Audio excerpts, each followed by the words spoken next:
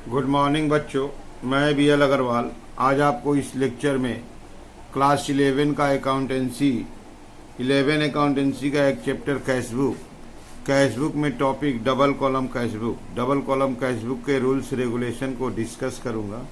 उम्मीद करूंगा आपको समझ में आएगा। ध्यान से आप देखो, डबल कॉलम कैशबुक या उसको 2 कॉलम कैशबुक के नाम से पुकारते हैं।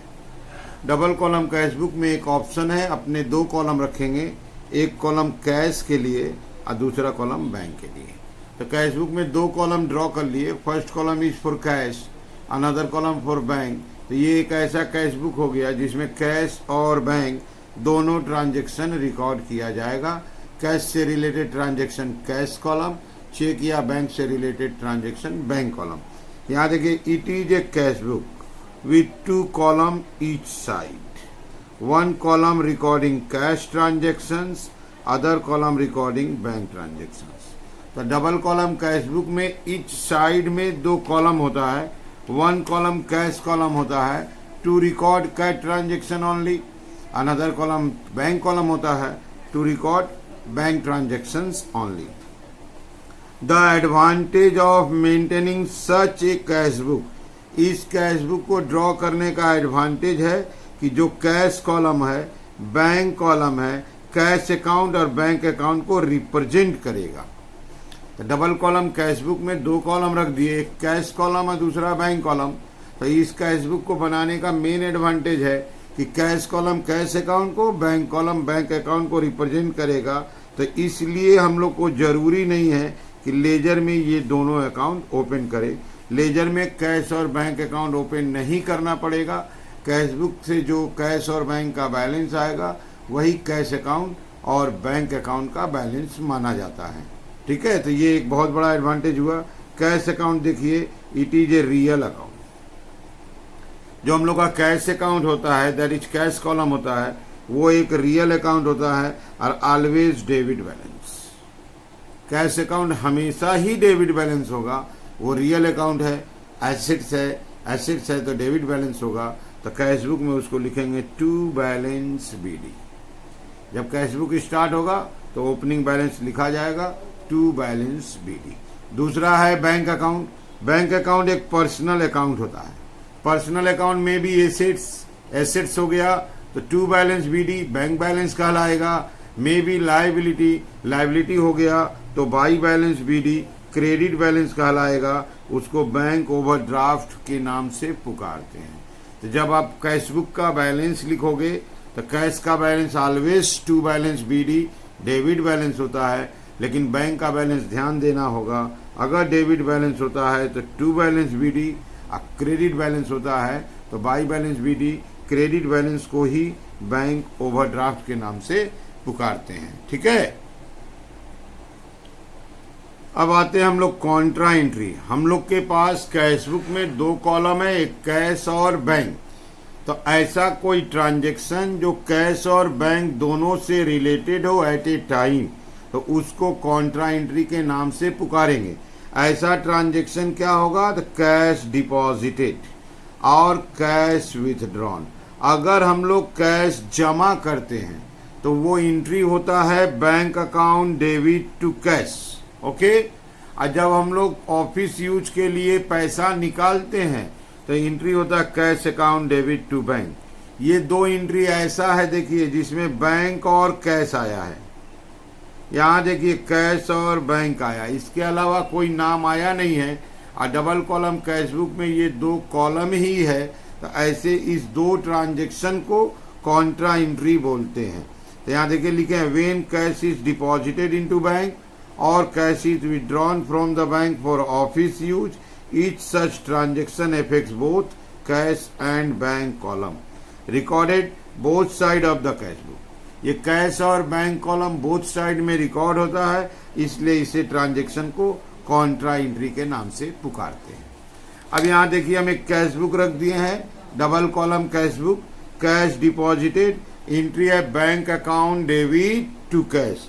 तो यहाँ लिखेंगे टू कैश अकाउंट। और चूंकि पैसा जमा हुआ है बैंक में तो बैंक कॉलम में जाएगा।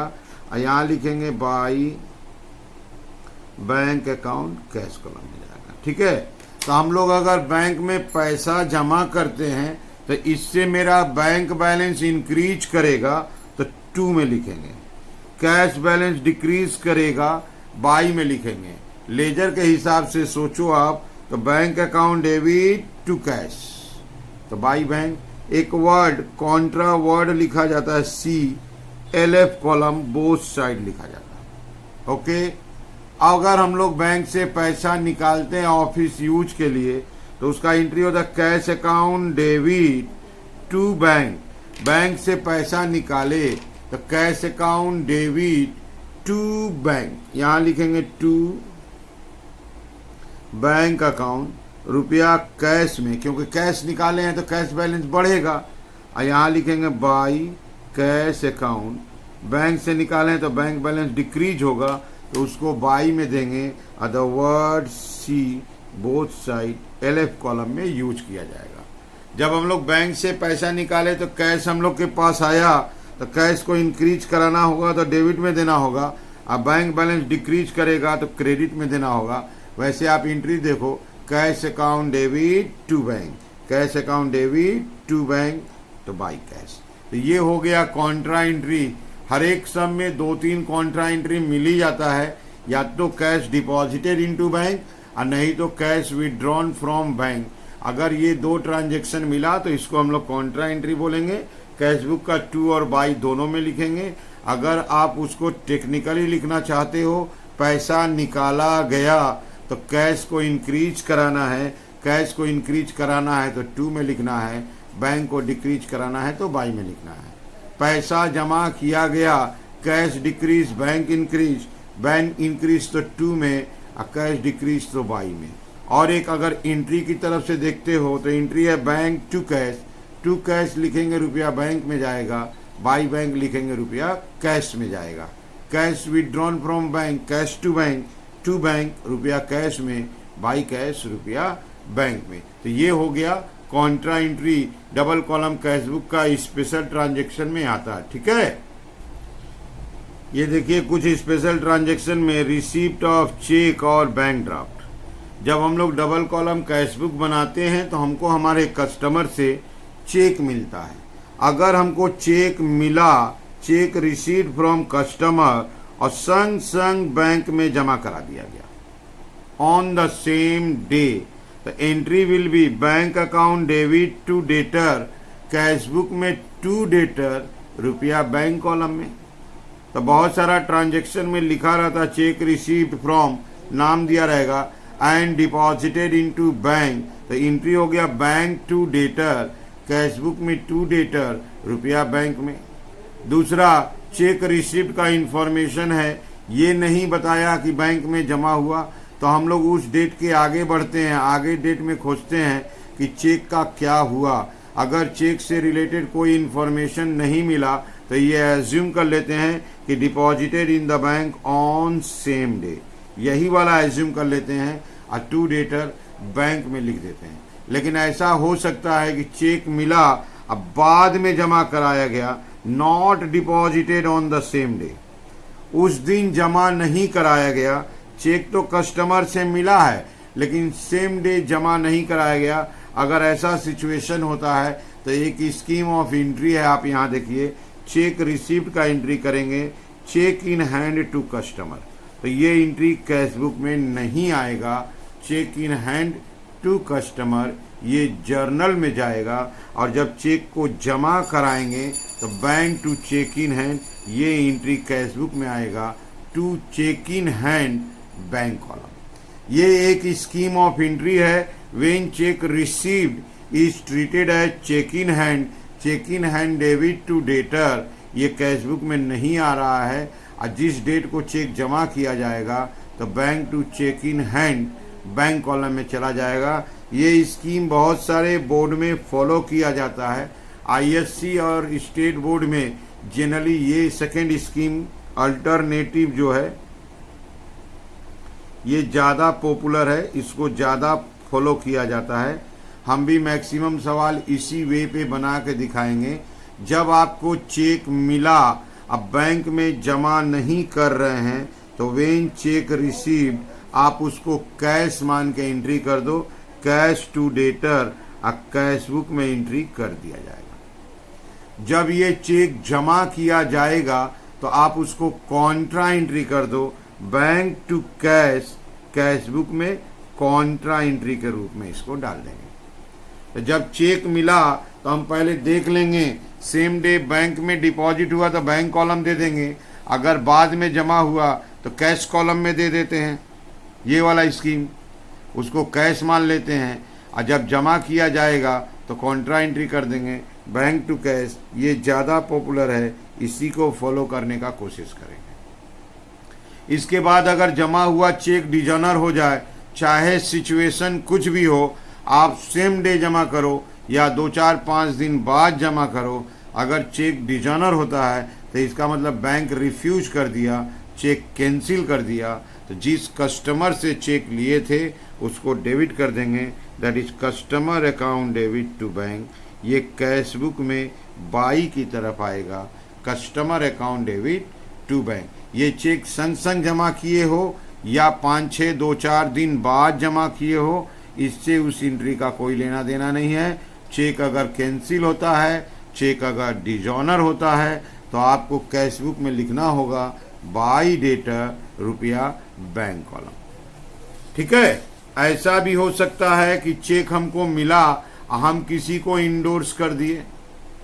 अगर चेक मिला हम किसी को इंडोर्स करते हैं तो जब हमको चेक मिला तो हम पहले cheque in hand debit to cash debtor करेंगे, तो ये एंट्री कैश बुक में नहीं आएगा। चेक जिसको इंडोर्स करते हैं वो क्रेडिटर होता है, creditor to cheque in hand ये एंट्री करते हैं, तो ये भी एंट्री कैश बुक में नहीं आएगा। तो अगर हम चेक इन हैंड के प्रोग्रेस सिस्टम पे जाते हैं जर्नल एंट्री करने, तो चेक मिला अब बाद में इंडोर्स कर दिया गया, चेक रिसीव्ड एंड इंडोर्स, अगर ऐसा होता है तो एंट्री होता है cheque in hand to debtor, अब creditor to cheque in hand, तो ये एंट्री कैश बुक में नहीं आएगा। हम इसका अल्टरनेटिव वे में ज़्यादा जाना पसंद करेंगे। अल्टरनेटिवली हमको जब चेक मिला तो हम उसको कैश मान लेंगे, cash account debit to debtor, ये एंट्री कैश बुक में आएगा। और जब चेक हम देंगे तो उसको कैश माने थे, तो creditor account debit to cash, ये भी एंट्री कैश बुक में आएगा। तो हम कैश बुक में रिकॉर्ड कर लेंगे, चेक मिलेगा तो कैश बुक में देंगे टू डेटर और रुपया कैश कॉलम में देंगे। कैश में देने के पीछे कारण यही है कि वो चेक बैंक में जमा नहीं कराया जाएगा, बाद में क्रेडिटर को इंडोर्स कर दिया जाएगा, तो हम दे देंगे creditor account debit to cash, तो कैश बुक का पाई में दे देंगे। अगर चेक मिला इमीडिएटली इंडोर्स कर दिए, इधर से एक हैंड चेक मिलता है डेटर से और दूसरा संग संग क्रेडिटर को दे देते हैं ऑन द सेम डे, तो हमको ये एंट्री जर्नल प्रॉपर में जर्नल में देना होगा। Entry will be creditor to debtor, तो ये एंट्री कैश बुक से रिलेटेड नहीं है। अगर चेक मिलता है और सेम डे संग संग हम लोग इंडोर्स कर देते हैं तो इसका कैश बुक से कोई रिलेशन नहीं है। Entry will be creditor to debtor. Endorse किया हुआ चेक, चाहे सिचुएशन कुछ भी हो, इंडोर्स किया हुआ चेक अगर डिजॉनर होता है तो हमको चेक मिला था डेटर से, दिए थे क्रेडिटर को, journal entry will be debtor to creditor, that is debtor plus creditor plus, इसका कैश बुक से कोई लेना देना नहीं है। Journal entry will be debtor account debit to creditor account. तो ये चेक से रिलेटेड कुछ खास ट्रांजैक्शन हुआ, एक बार फिर से समझ लो। चेक मिला डेटर से बैंक में जमा कर दिए, टू डेटर बैंक कॉलम दे दो। चेक मिला लेकिन 2-3 दिन बाद जमा किए तो टू डेटर कैश कॉलम दे दो, और जब 2-3 दिन बाद जमा करते हो तो कॉन्ट्रा एंट्री दे दो बैंक टू कैश। चेक मिला 2-3 दिन बाद इंडोर्स कर दिए तो to debtor cash column by creditor cash column, अगर संग संग इंडोर्स करते हैं तो एंट्री नहीं आएगा। और चेक अगर रिसीव हुआ, बैंक में डिपॉजिट हुआ, ऐसा चेक अगर डिजॉनर होता है तो cheque dishonour generally cash book का बाई में जाता है, बाई डेटर रुपया बैंक कॉलम। तो ये जो बताए आपको, डबल कॉलम कैश बुक था, एक कॉलम कैश था, दूसरा कॉलम बैंक था। ऐसा भी ऑप्शन अवेलेबल है, आप डबल कॉलम कैश बुक बनाओ, एक कॉलम आप दो कैश अकाउंट के लिए और दूसरा कॉलम होगा डिस्काउंट